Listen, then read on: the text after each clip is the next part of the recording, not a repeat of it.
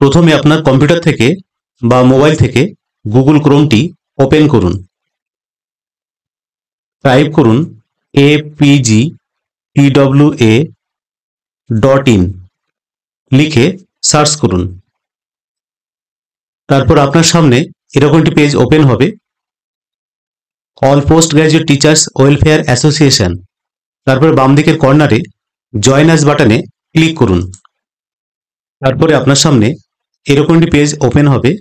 Create an account, এখানে personal information, প্রথমেই নাম লিখুন, তারপরে নিচে ইমেল অ্যাড্রেসটি বসান, তারপরে চুজ ফাইল করে আপনার পাসপোর্ট সাইজের একটি ফটো আপলোড করুন।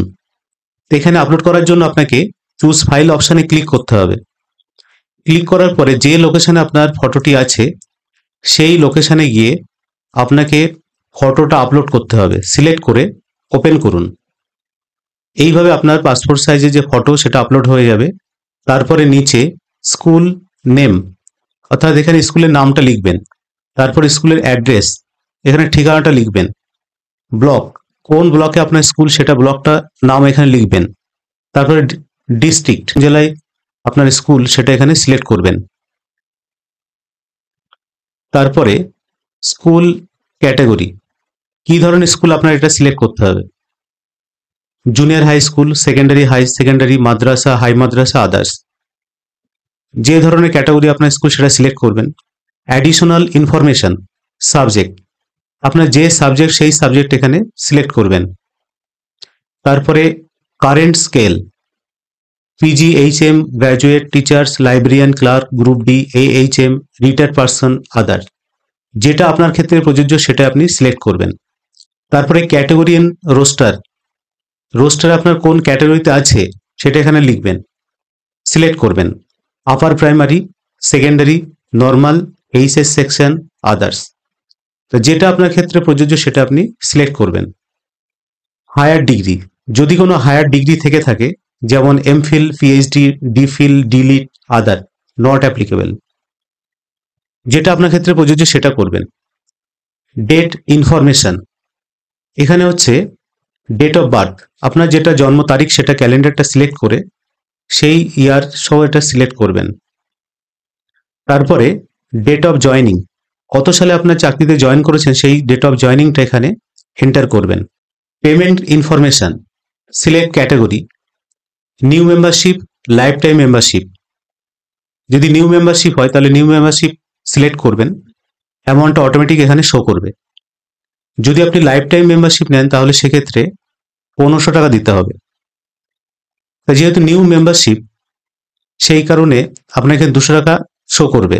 তারপরে পেমেন্ট লিঙ্ক, আপনি যখন মেম্বারশিপ নিয়েছিলেন তখন এই কিউআর কোড স্ক্যান করে পেমেন্ট করেছিলেন, তার যে ট্রানজ্যাকশন আইডি সেইটা এখানে এন্টার করবেন। শুধুমাত্র ট্রানজ্যাকশন নাম্বার, কোন ডেটে ট্রানজ্যাকশনটি করেছিলেন ক্যালেন্ডারটি সিলেক্ট করে সেই ডেটটা আপনি সিলেক্ট করবেন।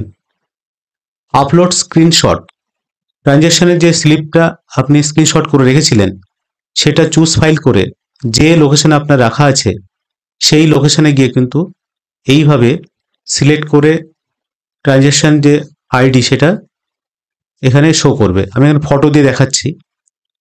তারপর আপনার হোয়াটসঅ্যাপ নাম্বার, কন্ট্যাক্ট ইনফরমেশন, এখানে হোয়াটসঅ্যাপ নাম্বারটি বসাবেন। তারপরে ইউজার আইডিটাই আপনার হোয়াটসঅ্যাপ নাম্বার হবে এবং পাসওয়ার্ড, এখানে আপনার 8 ক্যারেক্টারের একটা পাসওয়ার্ড দেবেন। প্রথমেই ক্যাপিটাল লেটার, তারপর স্মল লেটার, তারপরে সংখ্যা, তারপরে যে কোনো একটা সাইন আপনি দিতে পারেন। দিয়ে সাবমিট বাটনে ক্লিক করলেই আপনার ফর্মটি রেজিস্টার হয়ে যাবে। আপনার ফর্মটি সাবমিট করার পরে স্টেট থেকে অ্যাপ্রুভ করা হবে। তারপরে পুনরায় লগইন এই বাটনে ক্লিক করে ইন্ডিভিজুয়াল যে অপশানটি আছে এখানে ক্লিক করবেন।